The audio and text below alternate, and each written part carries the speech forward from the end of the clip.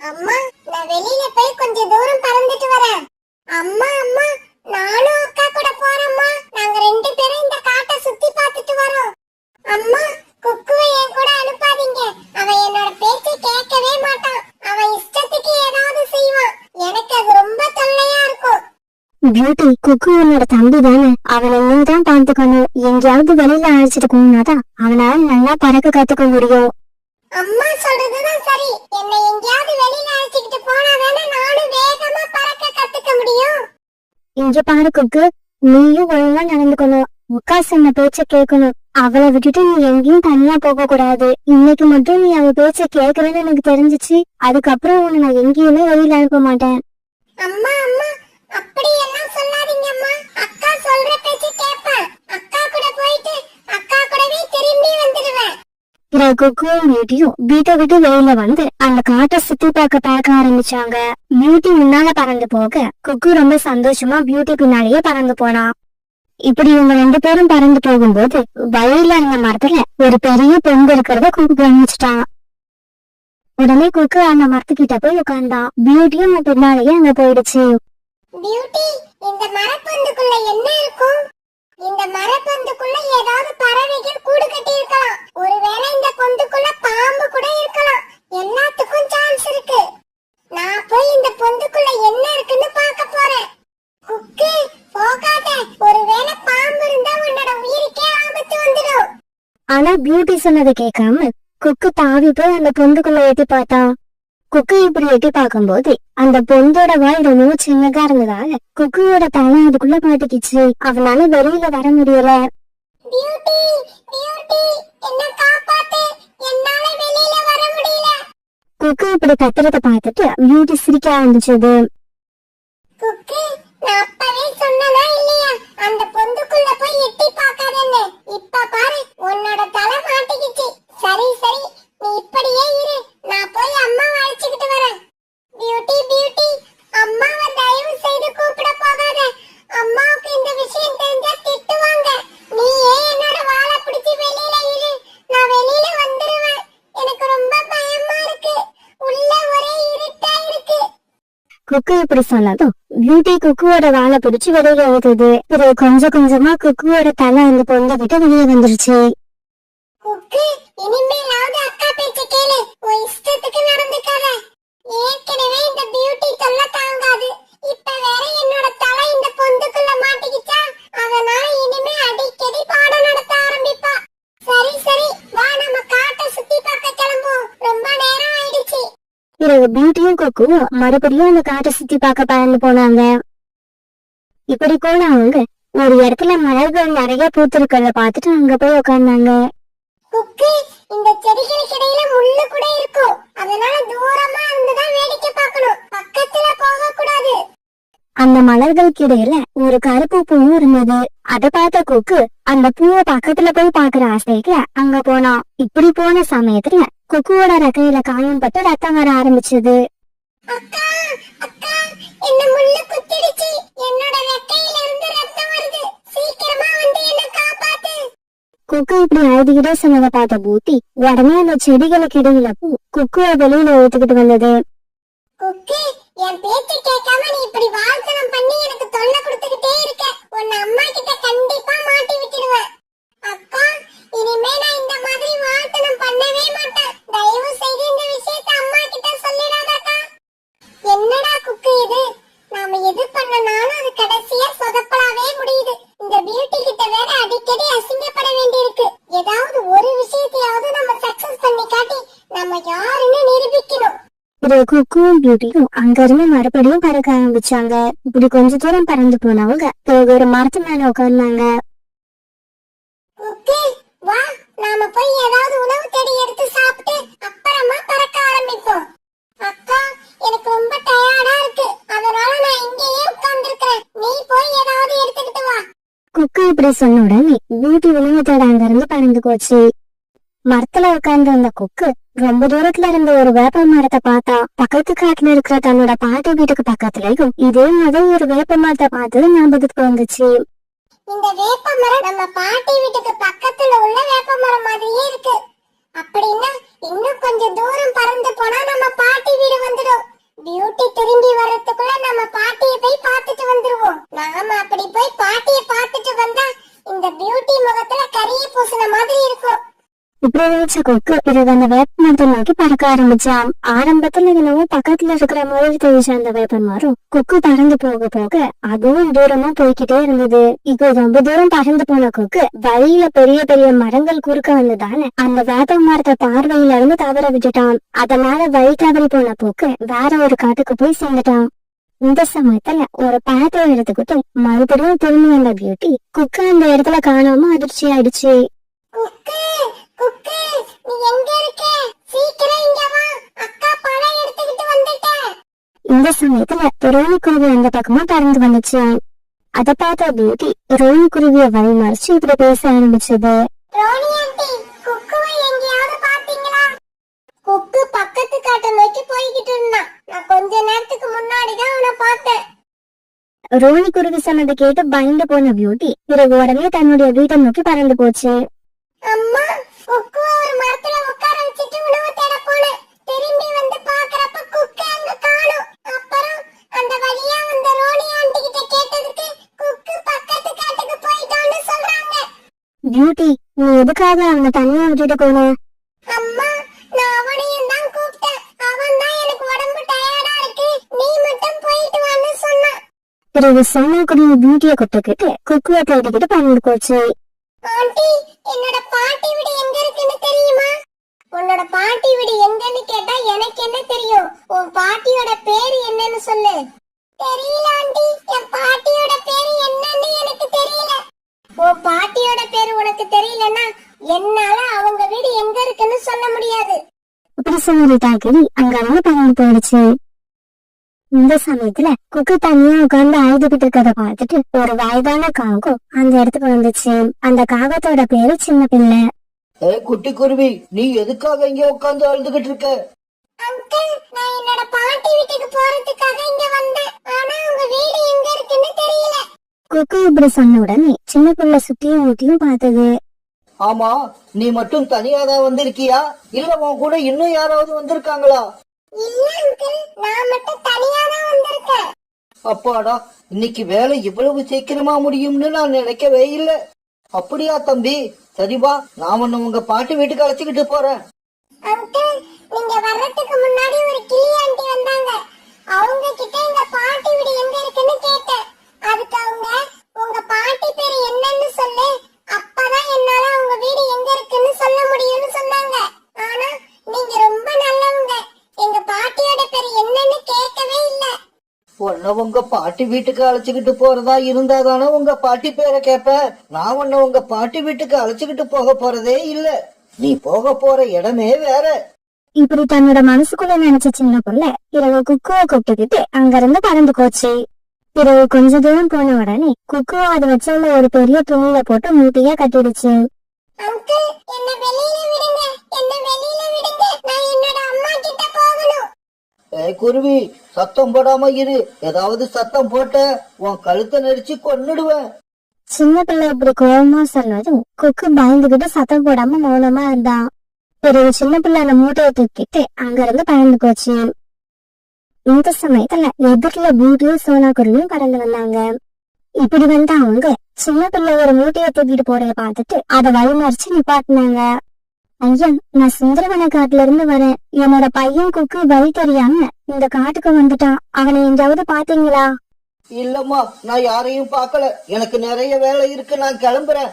இந்த சமயத்துல தன்னோட அம்மா குரல் அடையாளம் கண்டுபிடிச்ச குக்கு மறுபடியும் கத்த ஆரம்பிச்சான். அம்மா, அம்மா, நான் இங்கதான் இருக்கேன். இந்த மூட்டைக்குள்ளதான் இருக்கேன். என்ன காப்பாத்துங்க. இந்த காகம் சாதாரண காகம் இல்ல, இது ஒரு ஏமாத்து காகம். குக்கு இப்படி கத்துனது கேட்ட சின்ன பிள்ளை பயந்து போய் அங்க இருந்து பறந்து போக ஆரம்பிச்சது. சின்ன பிள்ளை இப்படி பறந்து போன உடனே சோனாக்குரிய அந்த மூட்டையை அழுத்து அதுக்குள்ள இருந்த குக்குவை வெளியில கொண்டு வந்துடுச்சு. மூட்டையில இருந்து வெளியில வந்த குக்கு அழுதுகிட்டே இருந்தான். குக்கு, நாங்க மட்டும் சரியான சமயத்துல வரலன்னா இந்நேரம் இந்த திருட்டுக்காக உன்னை தூக்கிக்கிட்டு போய் பணக்கார வீட்டுல வித்திருக்கோம். குக்கு, ஏன்டா இப்படி பண்ண? எதுக்காக நீ வீட்டையை விட்டு தனியா பறந்து வந்த? உடனே குக்கு நடந்தது எல்லாத்தையும் தன்னோட அம்மா கிட்ட அழுதுகிட்டே சொன்னான். அந்த வேப்ப மரத்தை பார்க்கும்போது எனக்கு பாட்டி வீட்டுக்கும் பக்கத்துல இருந்த வேப்ப மரம் மாதிரியே தெரிஞ்சுச்சு. அதனாலதான் அங்க பறந்து போனேன். டேய் குக்கு, நம்ம பாட்டியோட வீடு கடற்கரைக்கும் பக்கத்துல உள்ள காட்டுல இருக்கு. இந்த காட்டுல இல்ல. அதுவும் இல்லாம வேப்ப மரம் எல்லா காட்டுலயும் ஒரே மாதிரி தான் இருக்கும். அதையெல்லாம் பார்த்துட்டு ஏமாந்து போக கூடாது. பிறகு குக்குவை கூப்பிட்டுக்கிட்டு சோனா குருவியும் பியூட்டியும் தங்களோட வீட்டுக்கு பறந்து போனாங்க. வீட்டுக்கு போனதுக்கு அப்புறம் குக்கு தன்னோட அக்கா பியூட்டி கிட்ட மன்னிப்பு கேட்டுக்கிட்டா. அக்கா, இதுக்கப்புறம் உன் கூட எங்க வெளியில வந்தாலும் சத்தியமா உனக்கு தொல்லை கொடுக்க மாட்டேன். உன் பேச்சை மீறவும் மாட்டேன். நீ சொல்றது எல்லாமே என்னோட நல்லதுக்கு தானே. இப்ப எனக்கு நல்லா புரிஞ்சு போச்சு. அதுக்கப்புறம் பியூட்டியும் குக்கும் எங்க போனாலும் ஒன்னாவே போனாங்க. பியூட்டி என்ன சொன்னாலும் இப்ப எல்லாம் குக்கு அதை உடனே செய்வா. சோனா குருவி இதெல்லாம் பார்த்துட்டு ரொம்ப சந்தோஷமா இருந்தது. இன்னைக்கு சோனா குருவியோட வீடு பரபரப்பா இருந்துச்சு. அதுக்கு காரணம் கியூட்டி அன்னைக்கு பொண்ணு பார்க்க மாப்பிள்ளை வீட்டுக்காரங்க வரதுதான். கோரிக்காகத்தோட பொண்ணு பிளாக்கிய தான் கூடவே இருக்கணும்னு கியூட்டி கேட்டுக்கிட்டதால பிளாக்கியும் அன்னைக்கு சோனா குருவி வீட்டுலதான் இருந்துச்சு. மாப்பிள்ளை வீட்டுக்காரங்க வந்து கியூட்டிய பார்த்ததுமே ஓகே சொல்லிட்டாங்க. சோனா வீட்டுல எல்லாருக்கும் சந்தோஷமா இருந்துச்சு. அடுத்த வாரம் கல்யாணம் வச்சுக்கலாம்னு முடிவு பண்ணி மாப்பிள்ளை வீட்டுக்காரங்க கிளம்புன உடனே பிளாக்கியும் தன்னோட வீட்டுக்கு போச்சு. பிளாக்கி, காலையில இருந்து உன்னை பார்க்கவே முடியலையே, எங்க போயிருந்த? என் ஃப்ரெண்டு கியூட்டி இன்னைக்கு பொண்ணு பார்க்க வந்திருந்தாங்க. அதனாலதான் அவ கூட இருந்துட்டு இப்ப வரேன். கியூட்டியே பொண்ணு பார்க்க வந்தாங்களா? வந்தவங்க என்ன சொன்னாங்க? என்ன சொல்லுவாங்க? யாராவது கியூட்டிய பார்த்துட்டு பிடிக்கலன்னு சொல்லுவாங்களா? பார்த்த உடனே ஓகே சொல்லிட்டாங்க. இன்னும் 4 நாள்ல கல்யாணம். விட மாட்டேன்டி, இந்த கல்யாணத்தை நடக்க விட மாட்டேன். கியூட்டிக்கு கல்யாணம் நடந்தா உனக்கு ஏமா கஷ்டமா இருக்கு? உனக்கு என்னடி தெரியும்? உனக்கும் கியூட்டிக்கும் ஒரே வயசு. நீங்க 2 பேரும் ஒன்னாவே இந்த காட்டை சுத்தி சுத்தி வந்தீங்க. இப்ப அவளுக்கு முதல்ல கல்யாணம் ஆயிடுச்சுன்னா என் ஃப்ரெண்ட்ஸ் எல்லாம் என்ன கேவலமா பேசுவாங்க. சோனா குருவியோட குடும்பம் எல்லா விஷயத்திலும் நம்மளை விட ஒரு படி இறங்கிதான் இருக்கணும். உனக்கு கல்யாணம் நடந்ததுக்கு அப்புறம் தான் அவளுக்கு கல்யாணம் நடக்கணும். இப்படி சொன்ன குருவி நேரா சோனா குருவி வீட்டுக்கு போச்சு. சோனா, உன் பொண்ணுக்கு கல்யாணம் பண்ண போறதா கேள்விப்பட்டேன். கியூட்டியோட கல்யாணத்துக்கு இப்ப என்ன அவசரம்? என் பொண்ணு பிளாக்கிக்கு கல்யாணம் பண்ணனதுக்கு அப்புறம் நீ உன் பொண்ணுக்கு கல்யாணம் பண்ணிக்க. எங்க பொண்ணுக்கு எப்ப கல்யாணம் பண்ணணும்னு எங்களுக்கு தெரியும். அத சொல்ல நீங்க யாரு? தெரியல, நான் தான் கோரி. இந்த கோரி தான் எப்பவோ எதுலயும் ஒரு படி மேல இருக்கணும். இந்த காட்டுல என் பொண்ணு வயசுக்கு சமமா இருக்குது உன் பொண்ணு கியூட்டி மட்டும்தான். பிளாக்கிக்கு முன்னால கியூட்டிக்கு கல்யாணம் ஆகாத நான் விரும்பல. உங்க விருப்பத்தை இங்க யாரும் கேட்கவும் இல்ல, எதிர்பார்க்கவும் இல்ல. மனசுல எந்த கெட்ட எண்ணமும் இல்லாம என் பொண்ணு கல்யாணத்துக்கு நீங்க வந்தா சந்தோஷப்படுவேன். ஒரு கால் நீங்க வரலனா அதை விட அதிகமா சந்தோஷப்படுவேன். சோனா, எழுதி வச்சுக்க, உன் பொண்ணுக்கு கல்யாணம் நடக்காது, நடக்கவும் விட மாட்டேன். கோரி அக்கா, ரொம்ப கோவப்படாதீங்க. உங்களுக்கு பிரஷர் இருக்குன்னு பிளாக்கி சொல்லிருக்கா. வீட்டுல போய் மாத்திரையை போட்டுட்டு படுங்க.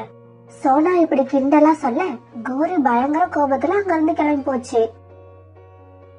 பிளாக்கி, நீ இனிமே இந்த கியூட்டி வீட்டுக்கு போக கூடாது, அவ கூட பேசவும் கூடாது.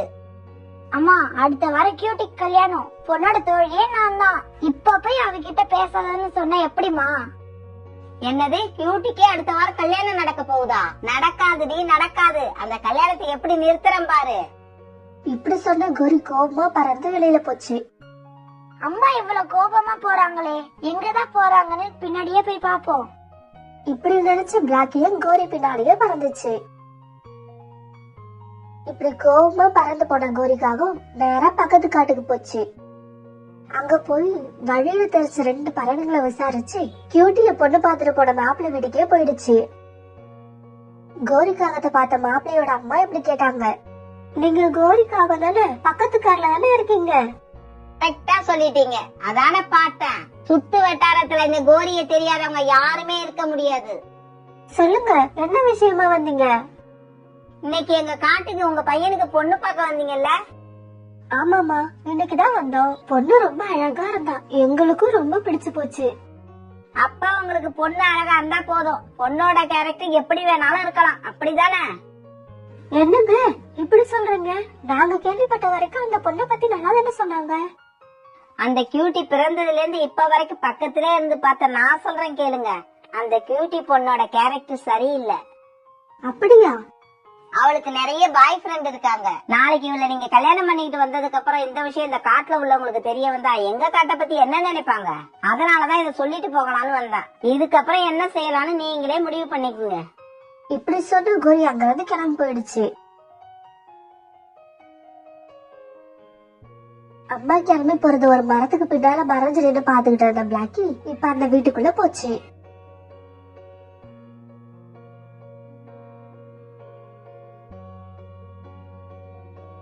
ஆமா, நீ யாரம்மா? உனக்கு என்ன வேணும்? இப்ப கோரின்னு ஒருத்தவங்க வந்துட்டு போனாங்கல்ல, அவங்களோட பொண்ணுதான் நான். அவங்க என்ன சொன்னாங்கன்னு எனக்கு தெரியாது, ஆனா அது கண்டிப்பா நல்ல விஷயமா இருக்காது. அது என்னவோ உண்மைதான். இப்ப நீ என்னம்மா சொல்ல போற? எங்க அம்மா சொன்னது அத்தனையும் போய். நீங்க பாத்துட்டு வந்த பொண்ணோட அம்மா சோனாவுக்கும் எங்க அம்மாவுக்கும் ரொம்ப நாளாவே ஆகாது. அந்த கோபத்துலதான் எங்க அம்மா இங்க வந்து இப்படி ஒரு பொய்ய சொல்லிட்டு போறாங்க. அப்படியா? ஆமா, நானும் கியூட்டியும் நல்ல ஃப்ரெண்ட்ஸ். அவள மாதிரி ஒரு நல்ல பொண்ணு நீங்க எங்க தேடினாலும் கிடைக்காது. கோரிக்காகத்தை பத்தி நாங்களும் ஏற்கனவே கேள்விப்பட்டிருக்கோம். இப்ப அவங்களோட பொண்ணு நீயே சொல்ற, நாங்க எப்படி நம்பாம இருக்க முடியும்? நீ கவலைப்படாம போய்வாமா. உன் ஃப்ரெண்டோட வாழ்க்கை கெட்டு போக கூடாதுன்னு அம்மாவை பத்தின உண்மையெல்லாம் இப்படி சொல்றியே, உனக்கு ரொம்ப நல்ல மனசு. இப்படியே சில நாட்கள் நகர்ந்துச்சு. நாளைக்கு சோனா குருவியோட பொண்ணு கியூட்டிக்கு கல்யாணம் நடக்க வேண்டிய நாள். ஆனா கல்யாணம் நடக்க போதா இல்லையான்னு தெரிஞ்சுக்க கோரிக்கு ரொம்ப ஆர்வமா இருந்துச்சு. அதனால காலுக்காகத்த மாப்பிள்ளை வீடு எந்த சூழ்நிலை இருக்குன்னு பாத்துட்டு வர சொல்லி அனுப்பிட்டு டென்ஷனா காத்துட்டு இருந்துச்சு. மாப்பிள்ளை வீட்டை வேவு பார்க்க போன காலுக்காக இப்ப திரும்பி வந்துச்சு. கோரி, உன் பிளான் சுத்தமா ஒர்க் அவுட் ஆகல. மாப்பிள்ளை வீட்டுல எல்லாரும் கல்யாணத்துக்கு பரபரப்பா ரெடி ஆயிட்டு இருக்காங்க. இத கேட்ட உடனே கோரியோட மூடு ரொம்ப அப்செட் ஆயிடுச்சு. சரி விடு கோரி, அதையே நினைச்சு ஃபீல் ஆகாத. ஆக வேண்டிய வேலையை பாரு. கியூட்டிய பத்தி நான் அப்படி சொல்லியும் கல்யாணம் நடக்க போகுதா? மாப்பிள்ளை வீட்டுக்காரங்க இவ்வளவு ஒரு வருஷம் கட்டவங்களா இருப்பாங்கன்னு நான் நினைக்கவே இல்ல. இனிமே கல்யாணத்தை நம்மளால நிறுத்த முடியாது. ஆனா இன்னைக்கே என் பொண்ணு பிளாக்கிக்கும் கல்யாணம் நடந்தாகணும். கல்யாணம் பண்றது என்ன சாதாரண விஷயமா? அதுக்கு முதல்ல மாப்பிள்ளை கிடைக்க வேண்டாமா? பக்கத்து காட்டுல உங்க தங்கச்சி பையன் இருக்கிறத மறந்துட்டீங்களா? இப்படி சொன்ன கோரி பக்கத்து காட்டுக்கு வேகமும் பறந்து போச்சு. கோரி இப்படி அவசரமா அவங்க வீட்டுக்கு போனப்ப அங்க மாப்பிள்ளை பையனும் அவங்க அம்மாவும் இருந்தாங்க. டே ரகு, சீக்கிரமா கிளம்பு. நாளைக்கு உனக்கும் என் பொண்ணுக்கும் கல்யாணம். என்னங்க கோரி திடீர்னு இப்படி வந்து சொல்றீங்க? ரகுவோட அப்பா வேற வீட்டுல இல்ல. எனக்கு இப்ப மாப்பிள்ளை மட்டும் வந்தா போதும். நீங்க எல்லாம் பொறுமையா எப்ப வேணாலும் வரலாம்.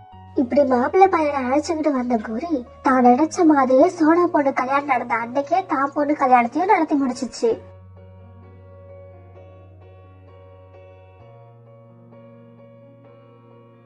இப்படியே சில மாசங்கள் ஓடின. ஒரு நாள் காலையில கோரிக்காகத்தோட பொண்ணு பிளாக்கி மயக்கம் போட்டு கீழே விழுந்துட்டான். கோரி, நம்ம பொண்ணுக்கு என்ன ஆச்சு? காலேஜி ஒண்ணும் இல்ல, பயப்படாதீங்க. நம்ம பொண்ணு அம்மாவாக போறா. இப்படி சொன்ன கோரி ரொம்ப சந்தோஷமா டாக்டர் வீட்டுக்கு போச்சு. பிளாக்கி, ராத்திரி என்ன சாப்பிட்ட? 2 சப்பாத்தி தான் டாக்டர் சாப்பிட்டேன். கோரி, பிளாக்கி ராத்திரி சாப்பிட்டது எப்படியோ ஃபுட் பாய்சன் ஆயிருக்கு. அதனாலதான் வாந்தி எடுத்து மயங்கி கீழே விழுந்திருக்கா. மத்தபடி நீங்க நினைக்கிற மாதிரி எதுவும் இல்ல. டாக்டர் சொன்னதை கேட்டு பொண்ணு தாயாக போறாங்க நடப்புல வந்த கோரிக்கு ரொம்ப ஏமாற்றமா இருந்துச்சு. அதே நேரத்துல அங்க சோனாவும் சோனா பொண்ணு கியூட்டியும் வந்தாங்க. சோனா, கங்க்ராச்சுலேஷன். நேத்து நீங்க கொடுத்த சாம்பிள டெஸ்ட் பண்ணி பார்த்தாச்சு. கியூட்டி அம்மாவாக போறா, நீங்க பாட்டியாக போறீங்க. இத கேட்ட சோனாவுக்கு ரொம்ப சந்தோஷமா இருந்துச்சு. ஆனா அங்க நின்னுட்டு இருந்த கோரி மனசுலயோ பொறாம பொங்கி வழிஞ்சிச்சு. சோனா, நீங்க கியூட்டிய கூட்டிட்டு ரூம்ல போய் உட்காருங்க. நான் வந்து உங்க பொண்ணுக்கு மாத்திரை டானிக் எல்லாம் எழுதி தரேன். அப்புறம் கோரி, நீங்க கிளம்பலாம். பிளாக்கிக்கு வெறும் கஞ்சி மட்டும் கொடுங்க, நாளைக்கு சரியாயிடுவா. டாக்டர், நீங்க சொல்றத கேட்கும் போது ரொம்ப சந்தோஷமா இருக்கு. அதே மாதிரி எந்த பிரச்சனையும் இல்லாம கியூட்டி இந்த குழந்தைய பெத்து எடுத்துட்டானா அதை விட எனக்கு வேற சந்தோஷம் எதுவும் இல்ல. சோனா, கியூட்டிக்கு குழந்தை பிறந்தா உனக்கு சந்தோஷம். ஆனா பாரு, அந்த குழந்தைய பிறக்க விடாம தடுத்தாதான் எனக்கு சந்தோஷம். டாக்டர் இப்படி சொல்லிட்டு போக, என்ன சோனா, பொண்ணு மாசமா இருக்கான்னு சந்தோஷப்படுறியா? பிரசவத்துக்கு இன்னும் எத்தனையோ நாள் இருக்கு. இடையில எது வேணாலும் நடக்கலாம். கியூட்டிய ஜாக்கிரதையா பாத்துக்க. இப்படி சொல்லிட்டு கோரி பறந்து போக சோனாவோட மனசுல லேசா ஒரு பயம் வந்துச்சு. ஆண்டி, கியூட்டிய பத்திரமா பாத்துக்கோங்க. எங்க அம்மா எப்ப என்ன செய்வாங்கன்னே தெரியாது. இவளை தனியா எங்கேயும் வெளியில அனுப்பாதீங்க. பிளாக்கி, நீ கோரியோட பொண்ணுன்னு என்னால நம்பவே முடியல.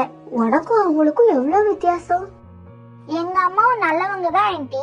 ஆனா என்னன்னு தெரியல, உங்க மேல இவ்வளவு கோபமா இருக்காங்க. ஒரு சமயம் போன ஜென்மத்துல நீங்க இதே மாதிரி எங்க அம்மா மேல கோபமா இருந்தீங்களா? பிளாக்கி இப்படி கேட்க சோனா, கியூட்டி, பிளாக்கி 3 பேரும் சந்தோஷமா சிரிச்சாங்க. சோனாவை பழிவாங்க நேரம் பார்த்துட்டு இருந்த கோரிக்கு அப்படி ஒரு நாளும் வந்துச்சு. அன்னைக்கு சோனாவும் அவன் கணவரும் வீட்டுல இல்லன்னு தெரிஞ்சுக்கிட்ட கோரி காலுக்காகத்துக்கிட்ட இப்படி சொன்னான். காலேஜி, உண்டிக்கோலை எடுத்துட்டு சீக்கிரம் என் கூட வாங்க. எனக்கு ஒரு அருமையான ஐடியா வந்திருக்கு. அப்புறம் பிளாக்கி வேற வீட்ல இல்ல, தண்ணி குடிக்க நதி பக்கம் போயிருக்கா. அவளுக்கு தெரியாம போக இதுதான் நல்ல சந்தர்ப்பம். இப்படி கிளம்புற காலுக்காகவும் கோரிக்காகவும் சோனா குருவி வீட்டுக்கு எதிரில இருந்த மரத்துல போய் உட்கார்ந்தாங்க. காலு, இந்த மரத்துல உண்டிக்கோலை வச்சு நல்லா செட் பண்ணிக்கிங்க. நான் சோனாக்குருவி வீட்டுக்கு மேல உள்ள மரத்துல போய் உட்கார்ந்து சோனா சோனான்னு கூப்பிடுவேன். சத்தம் கேட்டு வீட்டுல தனியா இருக்கிற கியூட்டி வெளியில வந்து கூப்பிட்டது யாருன்னு தேடுவா. அந்த சமயம் நீங்க கியூட்டியோட வயித்தை குறிப்பாத்து இழுத்து பிடிச்சுக்கிட்டு இருக்கிற உண்டிக்கோலை விடணும். கல்லு கியூட்டியோட வயித்தை தாக்கணும். சோனாவோட கனவு தரமட்டமாகணும். இதுல ஏதாவது தப்பு நடந்துச்சு, இந்த கோரி வெறி பிடிச்சவளா மாறிடுவா. இப்படி கோபமா சொன்ன கோரி பறந்து போய் சோனா வீட்டுக்கு மேல உள்ள மரத்துல உட்கார்ந்து சோனாவை கூப்பிடுச்சு. சோனா, சோனா, கொஞ்சம் கதவை தரமா. கோரி தான் குரலை மாத்தி இப்படி கூப்பிட அது உள்ள இருந்த கியூட்டிக்கு கேட்டுச்சு. யாரோ வாசல்ல கூப்பிடுற சத்தம் கேக்குது. இப்ப என்ன பண்றது? அம்மா வேற கதவு திறக்காதுன்னு சொல்லிட்டு போயிருக்காங்க. சோனா, சோனா, நான் தாமா பாட்டி வந்திருக்கேன், கதவை தர. யாரோ வயசானவங்க குரல் மாதிரி கேக்குது. சரி, யாருன்னு போய் பாப்போம். இப்படி நினைச்ச கியூட்டி கதவை திறந்து வெளியில வந்து பார்த்தா. யாரு யாரு கூப்பிட்டது? கியூட்டி இப்படி வந்து வெளியில குரல் கொடுத்தவங்களை தேடிக்கிட்டு இருக்க சமயம் இழுத்து பிடிச்சுக்கிட்டு இருந்த உண்டிக்கோலை விட்டது காலுக்காகும். அதுல இருந்த கல் கியூட்டியோட வயித்தை பார்த்து வேகமா வந்துகிட்டு இருந்துச்சு. இது தெரியாத கியூட்டி இன்னும் வாசல்லயே நின்னு கூப்பிட்டவங்களை காணுமேன்னு தேடிக்கிட்டு இருந்தா. யாருங்க கூப்பிட்டது? எங்க போனீங்க? கியூட்டியோட வயித்துல கல்லு வந்து எப்ப தாக்கும்னு பாத்துக்கிட்டு இருந்த கோரி தலைக்கு மேல ஏதோ சத்தம் கேட்கவே மேல பார்த்தது. அங்க ஒரு மலைப்பாம்பு கோரிய விழுங்க வாயை திறந்துகிட்ட வர கோரி கால் தடுமாறி தலை குப்புற கீழே விழுந்தா. கியூட்டிய தாக்கறதுக்கு வந்த கல் கரெக்டா குறுக்க வந்து விழுந்த கோரியோட மண்டைய தாக்குச்சு. இப்படி தலையில அடிபட்ட கோரி தரையில விட காலுக்காகவும் அம்மாவை வீட்டுல காணுமேனு தேடிட்டு வந்த பிளாக்கியும் கோரி கிட்ட வந்தாங்க. அப்பா, அம்மாவுக்கு என்னாச்சு? எப்படி அடிபட்டுச்சு? கோரிக்காக எப்படி அடிபட்டுச்சுங்கிறத பிளாக்கி கிட்ட சொல்ல, அம்மா, சோனா ஆண்டி உனக்கு என்னதாம்மா துரோகம் பண்ணாங்க? அவங்களை இப்படி விரட்டி விரட்டி பழி வாங்கலையே, இது தப்புன்னு உனக்கு தெரியலையா? தலையில அடிப்பட்டவளை ஹாஸ்பிட்டலுக்கு தூக்கிட்டு போகாம இப்படி அட்வைஸ் பண்ணிட்டு இருக்கே, இது தப்புன்னு உனக்கு தெரியலையா? உனக்கு இந்த அளவுக்கு அடிபட்டு வாய் மட்டும் குறையல. இப்ப கோரிய தூக்கிட்டு காலுக்காகவும் பிளாக்கியும் ஹாஸ்பிட்டலுக்கு போனாங்க. சில நாட்கள் ஹாஸ்பிட்டல்ல இருந்த கோரிக்காவும் பிறகு வீட்டுக்கு போச்சு. அம்மா, நிறைய வளையல் வாங்கிட்டு வந்திருக்கேன். இப்ப நேரா சோனா ஆண்டி வீட்டுக்கு போறோம். எல்லா வளையலையும் உன் கையால கியூட்டிக்கு போட்டு விடுறேன். போட மாட்டேன்னு சொன்னா நீ என்ன விடவாடி போற? வா போவோம். இப்ப காலுக்காக குடும்பம் வளையல் எடுத்துக்கிட்டு சோனா வீட்டுக்கு போச்சு.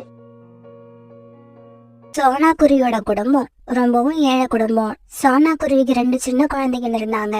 அப்புறம் சோனா குருவியோட கணவரானவுக்கு கொஞ்ச நாளா எந்த வேலையும் கிடைக்கவே இல்லை.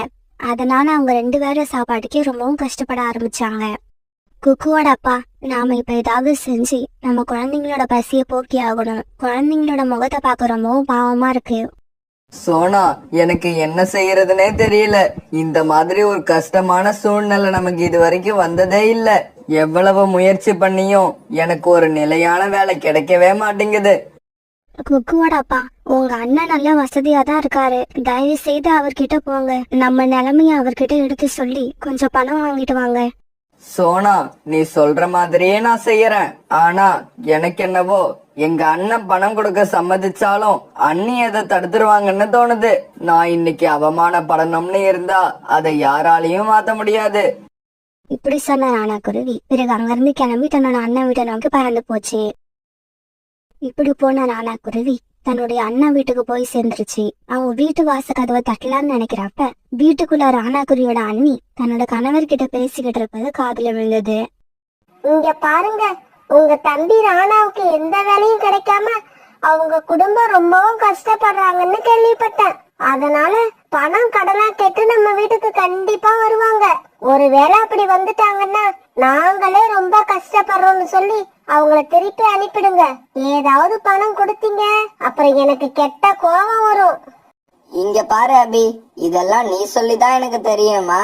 நாம ஒரு தடவை கொடுக்க ஆரம்பிச்சிட்டோம்னா அப்புறம் அடிக்கடி வந்து நம்மள தொல்லை பண்ணிக்கிட்டே இருப்பாங்க. அப்படி வந்தா அவங்கள எப்படி பேசி திருப்பி அனுப்பணும்னு எனக்கு தெரியும். என்கிட்ட இருந்து அவங்களால ₹1 கூட வாங்க முடியாது. தன்னோட அண்ணனும் அண்ணியும் இப்படி பேசிக்கிறத கேட்ட ராணாக்குருவி கதவை தட்டி அவங்க வீட்டுக்குள்ள போச்சு. அண்ணா, நீயும் அண்ணியும் பேசினதை எல்லாம் நான் இப்ப கேட்டுக்கிட்டு தான் இருந்தேன். நான் இது வரைக்கும் அண்ணி மட்டும்தான் இப்படின்னு நினைச்சேன். ஆனா நீயும் அப்படிதானே எனக்கு இப்ப நல்லா புரிஞ்சு போச்சு. தெரிஞ்சிருச்சுல்ல, அப்புறம் ஏன் வீட்டுக்குள்ள வந்த? வாசலோட திரும்பி போக வேண்டியது தானே. எதுக்காக உள்ள வந்து எங்க நேரத்தை வீணாக்குற? பிறகு ராணாக்குருவி எதுவுமே பேசாம அந்த இடத்தை விட்டு கிளம்பி தன்னோட வீட்டுக்கு பறந்து போச்சு. ராணாக்குருவி வீட்டுக்கு வந்ததை பார்த்த சோனாக்குருவி ரொம்பவும் ஆர்வமா பேச ஆரம்பிச்சது.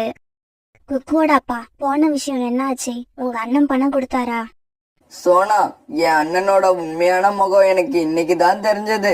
அவ்வளவு தூரம் போய் அவங்க கிட்ட அவமானப்பட்டு வந்ததுதான் மிச்சம். இதுக்கப்புறம் எனக்கு அண்ணன் தம்பின்னு யாருமே கிடையாது. குக்குவோட அப்பா, என்ன மன்னிச்சிடுங்க. நான் தான் உங்களை வலுக்கட்டாயப்படுத்தி அனுப்பிவிட்டேன். நம்ம பட்னியா கடந்து உயிரை விட்டாலும் கவலை இல்ல. இதுக்கப்புறம் அவங்க வீட்டு வாசல் நம்ம என்னைக்குமே மிதிக்க கூடாது. இப்படி பேசிக்கிட்டு ராணாக்குருவியும் சோனாக்குருவியும் தங்களுடைய கஷ்டமான நிலைமை நினைச்சு இப்படியே அழுதுகிட்டு இருந்தாங்க. மறுநாள் வேலை தேடி போன ராணாக்குருவி சாயங்காலமா வீட்டுக்கு திரும்பிச்சு. குக்குவோட அப்பா, வேலை கிடைச்சதா? சோனா, எனக்கு ஜம்ஜமோட தோட்டத்துல வேலை கிடைச்சிருக்கு. ஆனா சம்பளம் தான் ரொம்பவும் குறைச்சலா இருக்கு. அதனாலதான் அந்த வேலைய பாப்போமா வேண்டாமான்னு யோசிச்சுக்கிட்டு இருக்கேன். குக்குவோட அப்பா, சம்பளம் கொஞ்சமா இருந்தா பரவாயில்ல, நீங்க அந்த வேலைக்கு போங்க.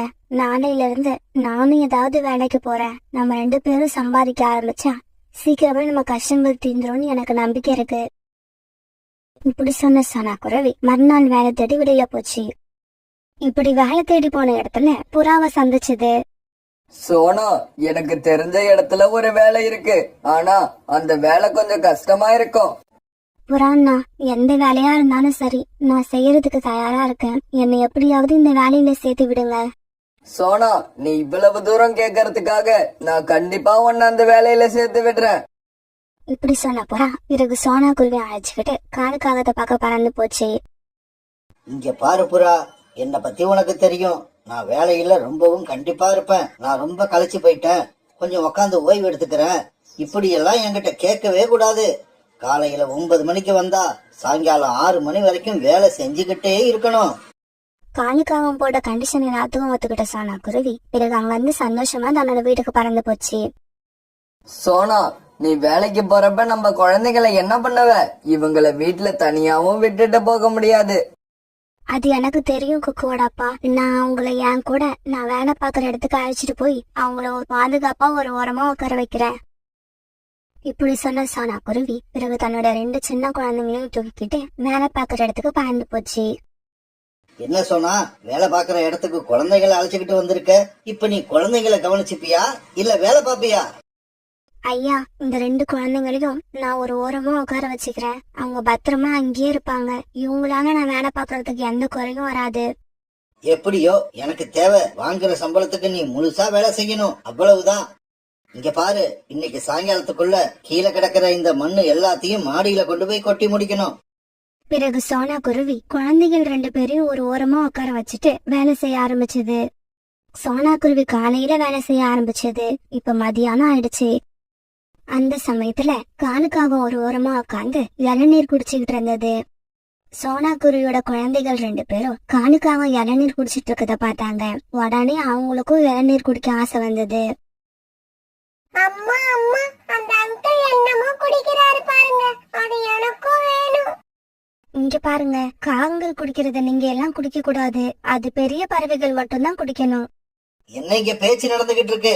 சீக்கிரம் சீக்கிரம் பேச்சை நிறுத்திட்டு வேலை செய்ய ஆரம்பிங்க. காலுக்காக இப்படி கத்தின உடனே சோனா குருவி தலையில மண் சுமந்து நடக்க ஆரம்பிச்சது. பிறகு காலுக்காக அந்த இளநீரை குடிச்சிட்டு அதை தூக்கி தூரமா போட்டது. உடனே சோனா குருவியோட குழந்தைகள் 2 பேரும் மீதி இருந்த கொஞ்சம் இளநீரை குடிச்சு பார்த்தாங்க. ஆஹா, இந்த இளநீர் எவ்வளவு சுவையா இருக்கு. குக்கு, இத நம்ம வீட்டுக்கு எடுத்துக்கிட்டு போவோம். வீட்டுக்கு எடுத்துக்கிட்டு போய் இத குழி தோண்டி புதைச்சா இதுல இருந்து இதே மாதிரி நிறைய காய்கள் வரும். பிறகு இன்னைக்கு சாயங்காலம் வீட்டுக்கு போகும்போது குக்குவும் பியூட்டிஷும் அந்த இளநீர் ஓட்டையும் தூக்கிட்டு போனாங்க. இங்க பாருங்க குழந்தைகளா, இத புதைச்சு வச்சா கண்டிப்பா தென்னை மரம் வராது. நீங்க அப்புறம் ஏமாந்துருவீங்க.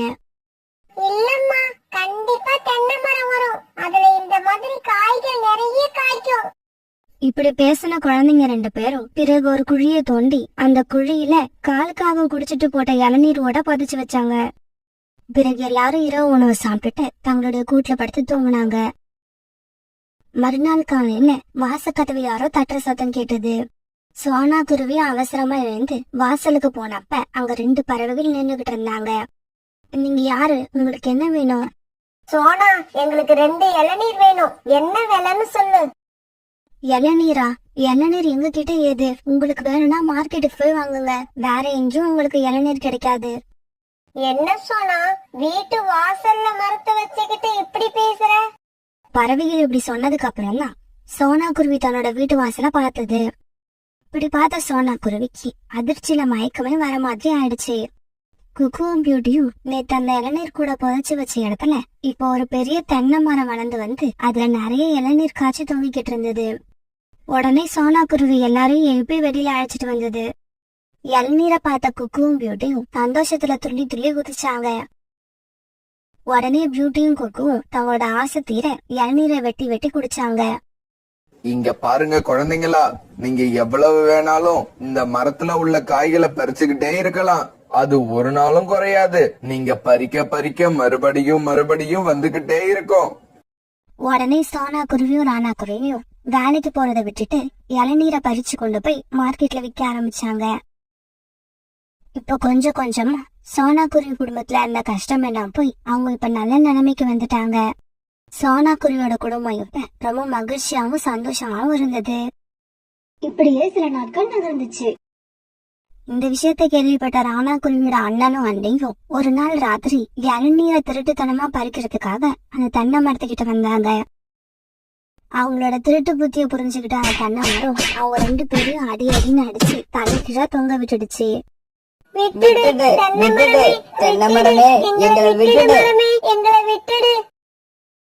அவங்க 2 பேரும் கத்தன சத்தத்தை கேட்டுட்டு ராணா குருவியும் சோனா குருவியும் கண் வச்சு வெளியில வந்தாங்க.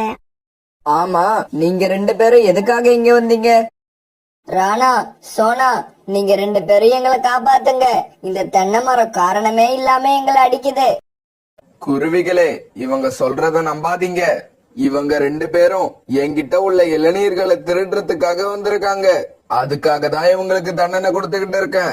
இவங்க 2 பேருக்கும் நீங்க இப்படி நல்ல நிலைமையில இருக்கிறது பிடிக்கல. மறுபடியும் உங்களை பழையபடி ஏழையா மாத்துறதுக்கு முயற்சி பண்றாங்க. ராணா, எங்களை மன்னிச்சிடு. இந்த மரம் சொல்றது எல்லாம் உண்மைதான். நாங்க அந்த மாதிரி எண்ணத்துலதான் இங்க வந்தோம். இருந்தாலும் இதுக்கப்புறம் நாங்க இங்க வரவே மாட்டோம். எங்களை மன்னிச்சு விட்டுற சொல்லுங்க. எங்களை உயிரோட விட்டா போதும். என்ன சொன்னா பாத்துக்கிட்டு இருக்க? இதுக்கப்புறம் நாங்க சத்தியமா உங்க விஷயத்துல தலையிடவே மாட்டோம். இந்த ஒரு தடவை மட்டும் எங்களை மன்னிச்சு விட்டுட சொல்லு. பிறகு சோனா குருவிக்கு அவங்க 2 பேரையும் பார்க்க பாவமா இருந்ததால அவங்கள மன்னிச்சு விட சொல்லுச்சு. இங்க பாருங்க, நீங்க 2 பேரும் மறுபடியும் ஏதாவது கெட்ட எண்ணத்தோட இங்க வந்தீங்கன்னா யாரு சொன்னாலும் கேட்க மாட்டேன். உங்களை அடிச்சு கொன்னுடுவேன். ராணா, சோனா, எங்களோட உயிரை காப்பாத்தினதுக்கு உங்க 2 பேருக்கும் ரொம்ப நன்றி. ராணா, எங்க உயிரை காப்பாத்தினவங்க 2 பேருக்கும் ரொம்ப நன்றி. இப்படி சொல்லிட்டு ராணா குருவியோட அண்ணன் அண்ணி 2 பேரும் அங்க இருந்து பறந்து போனாங்க. பிறகு ராணா குருவியோட குடும்பம் அந்த காட்டுல ரொம்ப வருஷங்களுக்கு மகிழ்ச்சியாவும் சந்தோஷமாவும் வாழ்ந்து வந்தது. அந்த காடு இப்ப எந்த பக்கம் பார்த்தாலும் வெள்ளை வெள்ளையர்னு காட்சி அளிச்சது. அதுக்கு காரணம் அந்த காட்டுல இப்ப பனிக்காலம் ஆரம்பிச்சதுதான். எப்பவும் பனிமழை பெஞ்சுக்கிட்டே இருந்தது. அந்த காட்டுல உள்ள எல்லா பறவைகளும் வீட்டை விட்டு வெளியே வராம கொட்டிக்கிட்டு இருக்க பனிமழைய வேடிக்கை பார்த்துக்கிட்டு இருந்தாங்க. அம்மா, இந்த பனிக்காலம் ஏன் தான் வருதோ? எனக்கு இந்த பனிக்காலம் கொஞ்சம் கூட பிடிக்கவே இல்ல. எப்பவும் வெயில் காலமாவே இருக்கணும். பியூட்டி, அப்படி சொல்லக்கூடாது. ஒவ்வொரு காலமும் நமக்கு விதவிதமான உணவுகளையும் விதவிதமான பூக்களையும் புதுசு புதுசா கொண்டு வரும். தங்களோட வீட்டுக்குள்ள படுத்திருந்த சோனா குருவியும் பியூட்டியும் இப்படி பேசிக்கிட்டு அப்படியே தூங்கிட்டாங்க. மறுநாள் காலையில ரீட்டா கிளி தண்ணீர் குடிக்கிறதுக்காக நதி பக்கம் பறந்து போச்சு. நதியோட நீர் கண்ணாடி மாதிரி உறைஞ்சு போயிருக்கிறத பார்த்துட்டு ரொம்பவும் அதிர்ச்சி ஆயிடுச்சு. நதியோட தண்ணி எல்லாம் ஐஸ் கட்டியா மாறிடுச்சு. எல்லாரும் வாங்க, எல்லாரும் வாங்க. ரீட்டா கிளி இப்படி சத்தம் போட்டு கத்துன உடனே அந்த சத்தத்தை கேட்டு புறா, சோனா குருவி எல்லாரும் அங்க வந்தாங்க. இப்ப வரைக்கும் நமக்கு உணவு கிடைக்கிறது தான் பிரச்சனையா இருந்தது. இதுக்கப்புறம் குடிக்க தண்ணி கூட கிடைக்காது.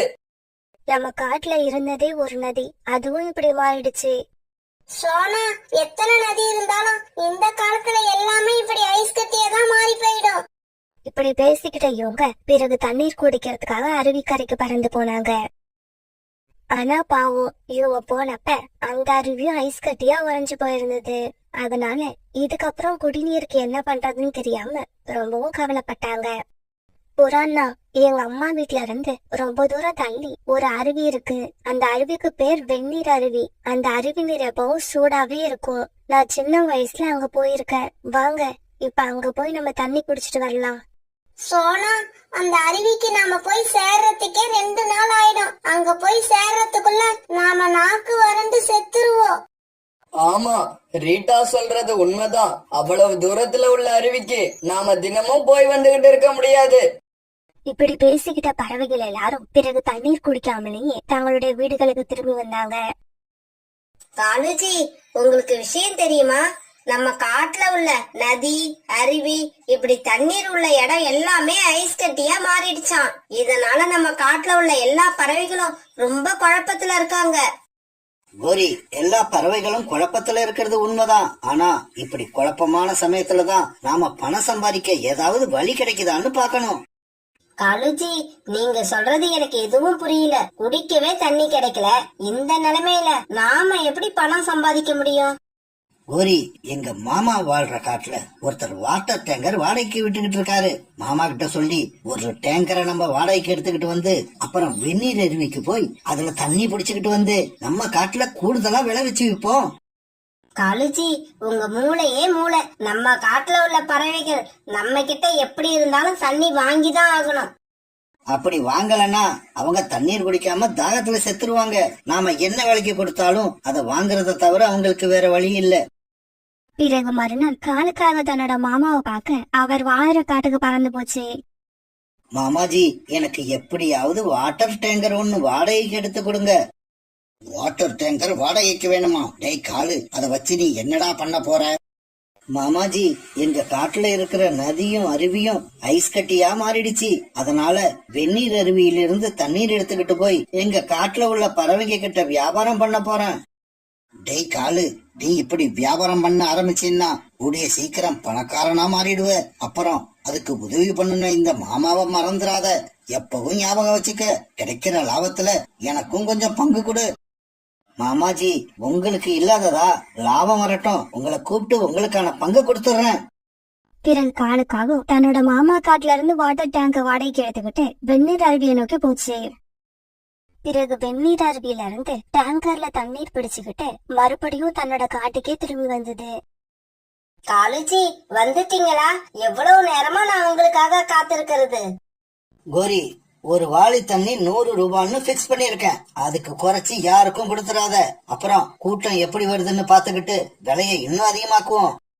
சூடான தண்ணீர், சுவையான தண்ணீர். தண்ணீரே கிடைக்காத காட்டுக்கு தண்ணீர் எடுத்துக்கிட்டு வந்திருக்கோம். எல்லாரும் சீக்கிரம் வந்து வாங்கிக்கிட்டு போங்க. தங்களுடைய காட்டுக்கு குடிநீர் லாரி வந்தது கேள்விப்பட்டு எல்லா பறவைகளும் ரொம்ப சந்தோஷமானாங்க.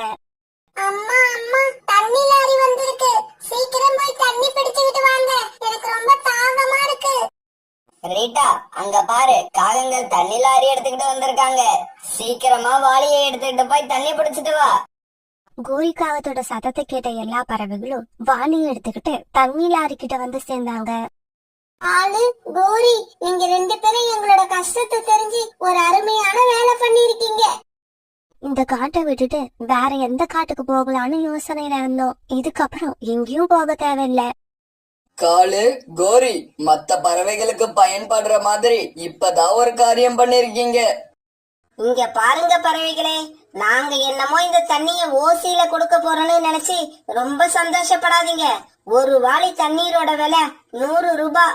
100 ரூபாய் இருக்கிறவங்க வாங்குங்க, இல்லாதவங்க தலையில வாளிய கவுத்துக்கிட்டு அப்படியே போயிடுங்க. இந்த பனிக்காலத்துல உங்களுக்கு சூடான தண்ணியை யார் கொண்டு வந்து கொடுப்பா? அதுக்காக நீங்க 100 ரூபாய் கொடுக்கறது ஒண்ணும் தப்பு இல்ல. காலண்ணா, விலை அதிகமா கம்மியாங்கிறது இப்ப பிரச்சனை இல்ல. நீங்க கேட்ட 100 ரூபாய வாங்கிக்கிங்க. ஆனா எங்களுக்கு தினமும் இதே மாதிரி தண்ணி கொண்டு வந்து கொடுத்துருங்க. இப்படி சொன்ன பறவைகள் பிறகு 100 ரூபாய கொடுத்துட்டு தண்ணீர் பிடிக்க ஆரம்பிச்சாங்க. நிறைய பறவைகள் வந்து தண்ணீர் பிடிச்சதால தண்ணீர் சீக்கிரமாவே தீர்ந்து போயிடுச்சு. பிறகு தினமும் காலுக்காகவும் குரிக்காகவும் இதே மாதிரி வெந்நீர் அருவில இருந்து தண்ணீர் எடுத்துக்கிட்டு வந்து தங்களோட காட்டுல வியாபாரம் பண்ண ஆரம்பிச்சாங்க. அவங்க உள்ள பறவைகளும் வேற எங்கேயும் தண்ணீர் கிடைக்காதால தினமும் இவங்க கிட்ட தண்ணீர் வாங்க ஆரம்பிச்சாங்க. இப்படியே சில நாட்கள் நகர்ந்துச்சு. காலேஜி, தினமும் வெந்நீர் அருவிக்கு நீங்க லாரியை எடுத்துக்கிட்டு போயிட்டு வர்றதால டீசல் தான் நிறைய செலவாகுது. பேசாம பக்கத்துல இருக்கிற மனிதர்களோட குடியிருப்பு பகுதியில ஒரு குளம் இருக்கு, நாளைக்கு அந்த குளத்துல இருந்து தண்ணி எடுத்துக்கிட்டு வாங்க. கோரி, அந்த குளத்து நீர் ரொம்பவும் அசுத்தமா இருக்கும், அத பறவைகள் குடிக்க முடியாது.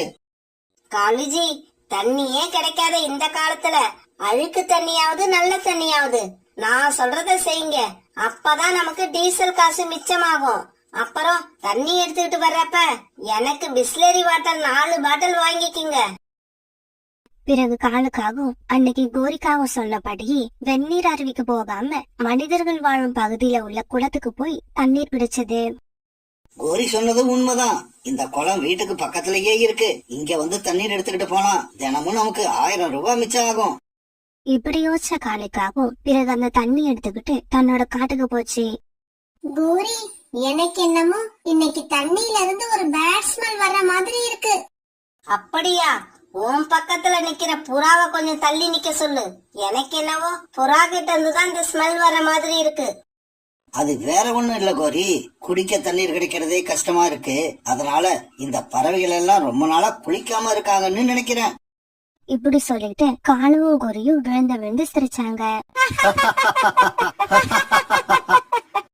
காலண்டா, உண்மையாவே தண்ணீர் இன்னைக்கு பழைய மாதிரி இல்ல. பாருங்க, இஷ்டம் உள்ளவங்க மட்டும் வாங்கிட்டு போங்க, இஷ்டம் இல்லாதவங்க வாங்க வேண்டாம். நாங்க யாரையும் வாங்கியே ஆகணும்னு கட்டாயப்படுத்தல. கோரிக்காக இப்படி சொன்ன உடனே வேற வழி இல்லாத பறவைகள் அந்த குளத்து நீரையே 100 ரூபாய் கொடுத்து வாங்கிட்டு போனாங்க. காலேஜி, பாத்தீங்களா, இவ்வளவு நாளா ரொம்ப தூரம் போய் நீங்க தண்ணி எடுத்துட்டு வந்து காசை வேஸ்ட் பண்ணிட்டீங்க. ஒவ்வொரு வேலைக்கும் ஷார்ட் கட்னு ஒண்ணு இருக்கு, அத நாம தான் தேடி கண்டுபிடிக்கணும். அன்னைக்கு ராத்திரி சோனா குருவியும் பியூட்டியும் தங்களோட வீட்டுல படுத்து தூங்கிட்டு இருந்தாங்க. சுத்தமில்லாத குளத்து நீரை குடிச்சதால சோனா குருவி பியூட்டி 2 பேருக்குமே வயிற்று வலி வர ஆரம்பிச்சது. அம்மா அம்மா, எனக்கு வயித்து வலிக்குது. பியூட்டி, அம்மாவுக்கு கூட வயிற்று வலிக்குது. இந்த காகங்கள் கொண்டு வந்த தண்ணி சுத்தமில்லாத தண்ணின்னு நினைக்கிறேன். ரீட்டா கிளி வீட்லயும் ரீட்டா கிளி ராக்கி கிளி 2 பேருமே வயிற்று வலி வந்து தூங்கவே இல்ல. என்னங்க வயித்து வலிக்குதுன்னு சொல்றேன், பேசாம உட்கார்ந்து இருக்கீங்க. ராணி, எனக்கும் வயித்த வலிக்குது, அதனாலதான் பேசாம உட்கார்ந்துருக்கேன். நீயும் வாய மூடிக்கிட்டு உட்காரு. பிறகு காலையில எல்லா பறவைகளும் ஒன்னா சேர்ந்தாங்க. இந்த காகங்கள் நேத்து கொண்டு வந்த தண்ணீராலதான் நமக்கு இப்படி ஆயிடுச்சுன்னு நினைக்கிறேன். ஆமா, அதுதான் உண்மையா இருக்கணும். இந்த காகங்கள் இந்த தண்ணீரை எங்க இருந்து கொண்டு வராங்கன்னு தெரியல. இந்த தண்ணி எங்க இருந்து வருதுன்னு இன்னைக்கே கண்டுபிடிச்சிடுவோம். பிறகு அன்னைக்கு காலுக்காகத்தை ஃபாலோ பண்ணிக்கிட்டு போன சோனா குருவியும் புறாவும் குளத்துல இருந்து காலுக்காகம் தண்ணீர் எடுக்கிறத பாத்துட்டாங்க.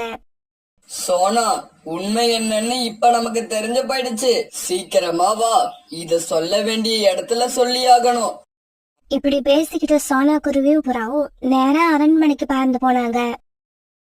பருந்து மகாராஜாவை பார்த்து நடந்தது எல்லாத்தையும் சொன்னாங்க. காகங்கள் கொண்டு வந்த தண்ணீரோட சாம்பிள் இதுல இருக்கு மகாராஜா. மந்திரி, இந்த தண்ணீரை நம்ம லேபிள கொடுத்து பரிசோதனை பண்ண சொல்லுங்க. கொஞ்ச நேரம் கழிச்சு மந்திரி மறுபடியும் அரண்மனைக்கு வந்தாரு. மகாராஜா, இந்த தண்ணீர்ல காலராவை உண்டாக்கக்கூடிய கிருமிகள் இருக்கு. அந்த காகங்கள் ஒரு வாளி தண்ணீரை 100 ரூபாய்க்கு விக்கிறாங்கன்னு ஏற்கனவே எனக்கு ரிப்போர்ட் வந்துச்சு. இருந்தாலும் தண்ணீர் கிடைக்காத காலத்துல நல்ல தண்ணீரை கொண்டு வந்து கொடுக்கறாங்கன்னு நினைச்சு பேசாம இருந்தேன். இதுக்கப்புறம் அந்த காகங்களை நான் பாத்துக்கிறேன். நீங்க இனிமே அந்த காகங்கள் கிட்ட தண்ணீர் வாங்க தேவையில்லை. நம்ம அரசாங்கத்துல இருந்து இனிமே தினமும் தண்ணீர் லாரி உங்க வீட்டுக்கிட்ட வரும். அதுல நீங்க இலவசமா தண்ணீர் பிடிச்சுக்கலாம். இது கேட்டுட்டு சோனா குருவியும் புறாவும் சந்தோஷமா அங்கிருந்து கிளம்புனாங்க. காலுஜி, என்ன இது? வண்டி வந்து நின்னு 1/2 மணி நேரம் ஆகுது, இன்னும் தண்ணி பிடிக்க யாருமே வரல. வருவாங்க. வாளி பணம் எல்லாத்தையும் எடுத்துக்கிட்டு வீட்டை விட்டு வெளியில வர வேண்டாமா? இப்படி சொன்ன காலுக்காக டயர்ல சாஞ்சு படுத்து தூங்க ஆரம்பிச்சது. காலுஜி, அங்க பாருங்க, அரண்மனையில இருந்து வீரர்கள் நம்மள நோக்கிதான் பறந்து வராங்க. அப்படியா? அரண்மனையிலயும் தண்ணீர் பஞ்சம் வந்துருச்சுன்னு நினைக்கிறேன். வீரர்கள் வந்து கேட்டா அவங்களுக்கு 10 ரூபாய் குறைச்சி ஒரு வாளி 90 ரூபான்னு கொடு. காலு, கோரி, உங்க 2 பேரையும் மகாராஜா உடனே அரண்மனைக்கு அழைச்சுக்கிட்டு வர சொன்னாரு. இங்க பாருப்பா, நீங்க நினைச்ச உடனே நாங்க உங்க கூட வந்துட முடியாது. இந்த தண்ணி எல்லாம் வித்துட்டு தான் வர முடியும். இதுக்கப்புறம் நீங்க தண்ணீர் வியாபாரம் பண்ணணும்னு அவசியம் இருக்காது. உடனே கிளம்பி எங்க கூட வாங்க. மகாராஜா, வெந்நீர் அருவிக்கு போய் தண்ணி எடுக்க லேட் ஆகுது. அது வரைக்கும் பறவைகள் தண்ணி இல்லாம கஷ்டப்படுறாங்களேன்னு நினைச்சுதான் பக்கத்துல உள்ள குளத்துல இருந்து தண்ணி எடுத்தோம். தயவு செய்து தப்பா நினைக்காதீங்க. ஆமா மகாராஜா, தண்ணி இல்லாம பறவைகள் படுற கஷ்டத்தை பார்க்க முடியாம தான் அவசரத்துக்கு ஒரே ஒரு நாள் அந்த குளத்துல தண்ணி எடுத்தோம். இது ஒரு தவறா? காகங்களே, நீங்க செஞ்சது தவறே இல்ல. அதனாலதான் நீங்க ஜெயில இருக்க போற 1 வருஷமும் நீங்க குடிக்கிறதுக்கான நீரை அந்த குளத்துல இருந்து எடுத்துக்கிட்டு வர போறோம். மகாராஜா இப்படி சொன்னதை கேட்ட காகங்கள் 2 பேரும் எதுவுமே பேச முடியாம மௌனமா அழ ஆரம்பிச்சாங்க.